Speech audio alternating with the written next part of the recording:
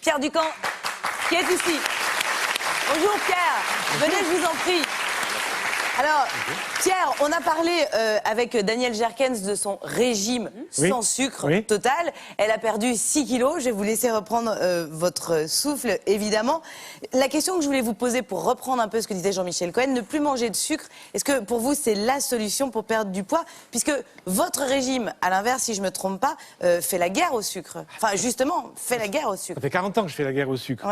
Quand je vois un livre écrit là-dessus, ça me fait plaisir parce que je me dis qu'enfin, les médias s'en intéressent. Et le sucre, c'est un vrai danger. Mais alors, il y a un autre problème sous-jacent, c'est que les marchands de sucre, parce que vous êtes conscient que les marchands de sucre, ça les dérange quand on parle de ça. Bien sûr. Donc eux, si vous voulez, ils rattrapent l'affaire d'une autre manière. Ils se disent, bon, le public commence à imaginer que le sucre, c'est pas bon pour la santé, alors on va s'attraper sur la farine. La farine blanche, qui est une farine travaillée, trafiquée, tout ce qu'on peut imaginer, parce qu'elle est bon marché. Donc, mais la farine blanche, l'index glycémique de la farine blanche, c'est-à-dire le temps que la farine met de la bouche jusqu'au sang, est exactement le même que celui du sucre, est exactement le même que celui des cornflakes, est exactement le même que celui du riz blanc et de la fécule de pomme de terre. Voilà. Si vous enlevez ça, il n'y a plus de diabétiques, il n'y a plus d'obèses sur Terre. Alors, c'est intéressant. Au-delà des efforts à faire sur le sucre, Pierre, votre méthode est basée, je le dis, sur les régimes protéinés. Viande, poisson, fromage blanc à 0%. Votre méthode, c'est vrai, a séduit des millions d'adeptes, mais elle est aussi très critiquée. Est-ce que vous maintenez quand même que c'est la meilleure? Ah, mais certainement. Sinon, je ne serais pas là. Mais non, mais je veux dire par là, non, c'est un gag. Si vous voulez, il y a chaque nutritionniste, chaque école de nutritionniste a son idée sur l'alimentation naturelle, l'alimentation humaine de base. Moi, si vous voulez, mon repère depuis 40 ans, parce que lorsque j'étais étudiant, j'étais un passionné de paléontologie, j'allais suivre les cours de Leroy-Gourand, etc. Et j'étais très intéressé par l'homme primitif. Pour moi, l'homme primitif vient...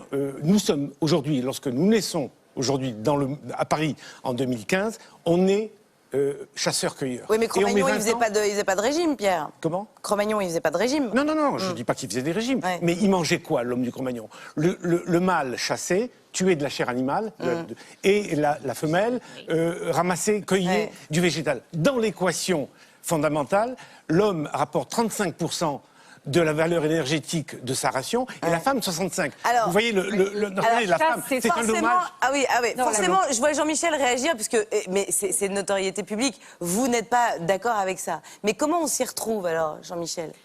On se retrouve dans quoi? Dans la pression entre le régime Ducamp et le régime Cohen, d'une certaine façon. Il n'y a pas de régime Cohen. J'arrête pas. C'est toujours un raccourci que les gens veulent faire en identifiant une personne à un régime.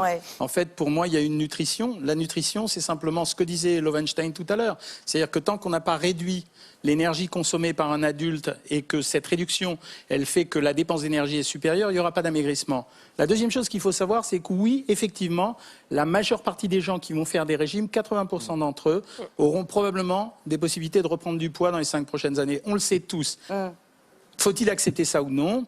Ou alors, il faut accepter autre chose. Ça veut dire, c'est de dire que c'est vrai, les régimes ne sont pas définitifs. C'est vrai qu'il faut faire des régimes de temps en temps, peut-être régulièrement pour ceux qui ont une génétique qui fait qu'ils sont mais toutes les femmes ou tous les hommes ne sont pas égaux d'une certaine façon. Complètement. Et à partir de ce moment-là, on essaye de faire des régimes les plus sympas possibles pour vulgariser. Ça veut dire combien je vous prive le moins pour obtenir le plus, vous faire plaisir, à condition que médicalement ça soit raisonnable et sans stigmatiser aucun aliment. C'est pour ça que j'ai toujours eu, non pas un malin plaisir, mais techniquement c'était important pour moi d'introduire dans les régimes des aliments pseudo-interdits, que ce soit le chocolat, les hamburgers, les pâtes, pas qu'on soit dans la frustration.